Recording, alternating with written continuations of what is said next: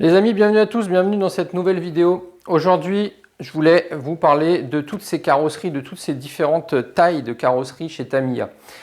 Moi, ce que j'aime vraiment dans la RC, dans le modélisme RC, c'est justement grâce à Tamiya de pouvoir avoir des véhicules qui sont hyper réalistes, qui ressemblent à l'échelle 1 en fait. Tu vois, tous ces véhicules, ils ont existé en vrai à l'échelle 1 et là, ils ont été mis à l'échelle 1 dixième. Ok ? Donc moi, j'ai un petit unboxing à faire avec vous et je vais en profiter justement pour vous parler de ces différents châssis, de ces différentes tailles de châssis. En restant sur les catégories Touring, Rallye, je laisse à part tout ce qui est Pancar, Formule 1, etc. Là, je vais vous parler de ce que j'ai là devant moi, c'est-à-dire des voitures de rallye, tu vois, des voitures vraiment de Touring et du M-châssis aussi. Donc il y en a beaucoup qui se perdent un petit peu dans toutes les différentes dimensions de châssis, de tout ce qui se fait. À savoir, c'est que là on est sur des échelles du coup 1 dixième. 1 dixième oui, mais c'est pas toutes les mêmes tailles. Pas toutes les mêmes tailles exactement. On a ici une Honda Civic, du coup là on n'est que sur du Tamiya, hein, je le rappelle. On n'est que sur du Tamiya.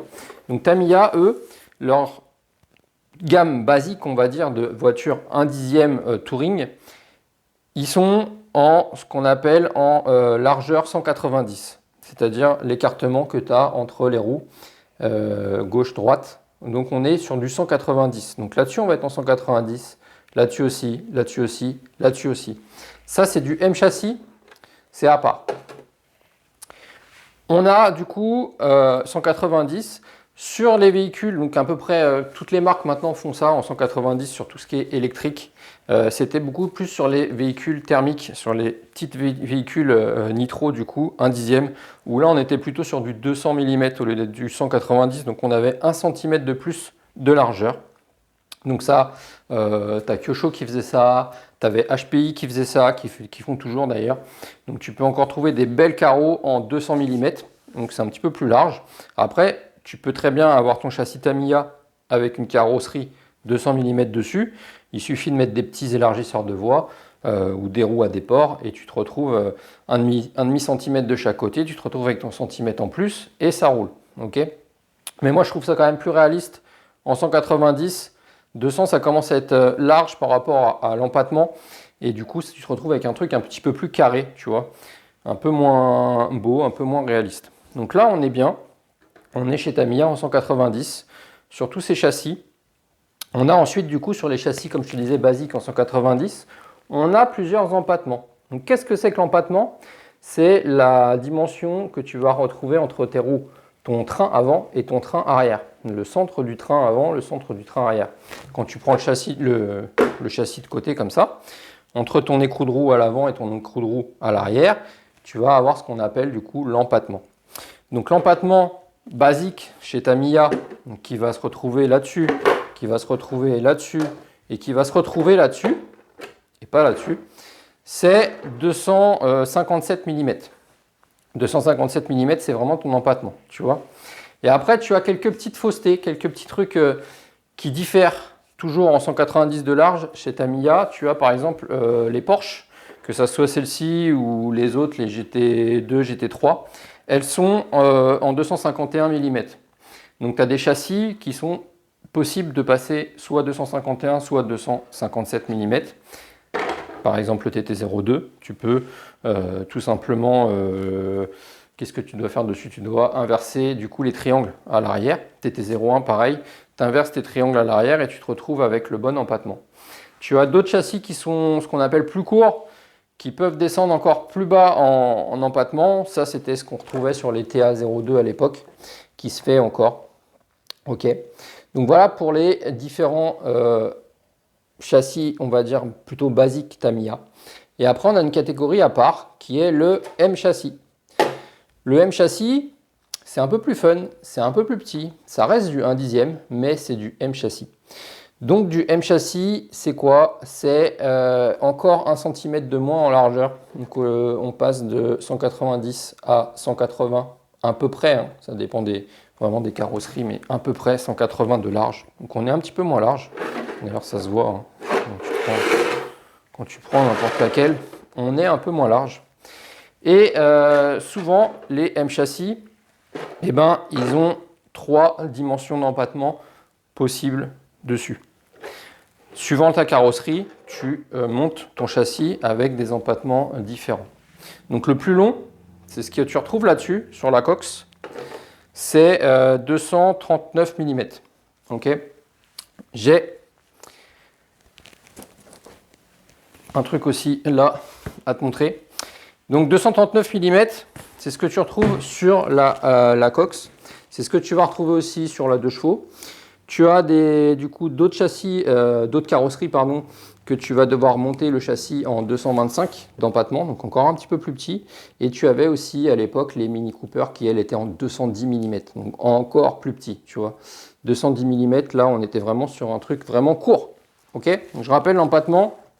Donc, ce que tu dois retenir, c'est que ton empattement, c'est ta différence entre tes roues avant et tes roues arrière, qui n'est pas la largeur. La largeur, c'est la largeur que tu as ici. Donc, basique, on est sur du 190. Les thermiques, elles étaient en 200 plutôt. Et les M châssis, elles sont en 180. Voilà. Là, je t'ai résumé à peu près le truc. Comme ça, tu n'es pas perdu. Donc, moi, eh ben, transition oblige, on va déballer ce petit colis tout de suite. Tu vois, moi, je ne l'ai pas encore ouvert. Donc là, j'ai acheté, en gros, tu l'as vu sûrement dans le titre, j'ai acheté une carrosserie du coup, à quelqu'un que je connais, qui est sur le groupe auquel je m'occupe avec lui, le groupe Tamiya RC France non officiel. Donc, tu tapes ça sur Facebook et tu vas trouver. Et du coup, c'est une première pour moi. J'achète une carrosserie. Ouais, c'est bien emballé, hein. J'achète une carrosserie d'occasion. Bon, elle est neuve, mais je veux dire, c'est qu'elle est déjà peinte. D'habitude, moi, les carreaux, c'est moi, toutes celles-là, c'est moi qui les ai peintes, hein. Et là, c'est pas moi. Donc là, c'est déjà fait. Donc, qu'est-ce qu'on a de beau là-dedans? Donc, il m'a mis des stickers. Il m'a mis un reste de stickers. Regarde. On a une planche quasiment complète. C'est la planche de la 2 chevaux. Tu vois, la 2 chevaux, elle est là. Et comme je t'expliquais avant, quand tu prends une carrosserie de M châssis, comme ceci, eh bien en haut, tu as ici l'empattement, le well base, que tu dois mettre sur ton châssis. Donc là, il faut que je mette un châssis en 239 mm, tu vois. C'est précisé. Donc c'est la même dimension, la 2 chevaux, que la Cox que j'ai là. Donc 239, c'est le modèle, c'est-à-dire le modèle le plus long en M châssis. Donc là, on a ça. Là, on a ça. Et du coup, eh ben, ça c'était bien emballé. Merci beaucoup, Poto. Bien joué à toi. On a une superbe... Ah, elle est belle, hein. On a une superbe 2 chevaux, les amis. Regarde. C'est pas sympa, ça. Une petite 2 chevaux bleue, tu vois. Intérieur, il a été peint en noir. Donc là, on est bien. Et là, normalement, donc du coup, comme je t'expliquais, ça c'est du M châssis. Donc on est en empattement, on est moins large que tout ça. Et si tu regardes comme ça, eh bien, tac, tac, tac, l'empattement, c'est le même. Donc 239 pour ces deux-là. Voilà, voilà. Donc, il va falloir que je trouve un châssis pour ça, un châssis traction. Donc, c'est sûrement que je vais lui passer un M05 en dessous, voire un M07 en dessous. Hein. Donc pour ceux, pareil, pour ceux qui sont un petit peu perdus dans les châssis M chez Tamiya, tu avais plusieurs gammes. Tu avais le M01, M02. Donc le M01, M02, M01, ça correspondait en gros du coup à un modèle traction. M02, c'était le même en propulsion. Ensuite, tu as eu le M03, traction, M04, propulsion. Et après, on est passé au M05, qui est encore vendu à l'heure actuelle avec cette carrosserie de 2 chevaux. Du coup, M05, traction. La 2 chevaux, elle est en traction. Et la Cox, elle est vendue avec un M06, donc propulsion. Ok. Et tu as deux modèles un petit peu plus compétitifs qui sont vendus malheureusement sans carrosserie, eux. C'est le M07 traction, M08 propulsion. M08, moi je l'ai déjà eu. M07, je ne l'ai jamais eu et j'aurais bien aimé l'avoir. Voilà. Donc ça a un côté un petit peu plus fun au niveau des M châssis parce que souvent, comme je te dis, alors ça existe en 4 roues motrices, certains M châssis, par exemple le MF01X ou le XM01 qui sont tous deux en 4 roues motrices. Mais sinon, la plupart du temps, on est en traction ou en propulsion, sachant qu'on est sur des carrosseries relativement hautes. Tu vois, on est sur des carrosseries pas trop larges. Donc ça a tendance à être beaucoup plus fun, ça a tendance à plus se retourner, ça a tendance à être beaucoup plus fun à rouler en fait. Hein. C'est pas fait pour faire de la vitesse, c'est pas fait pour faire forcément des bêtes de chrono, même si certains avec des M07 vont faire des meilleurs temps qu'avec des châssis 4x4. Mais ça reste un côté quand même plus fun. Et du coup, on a aussi droit à des carrosseries qui sont quand même vachement fun sur ces châssis. Voilà.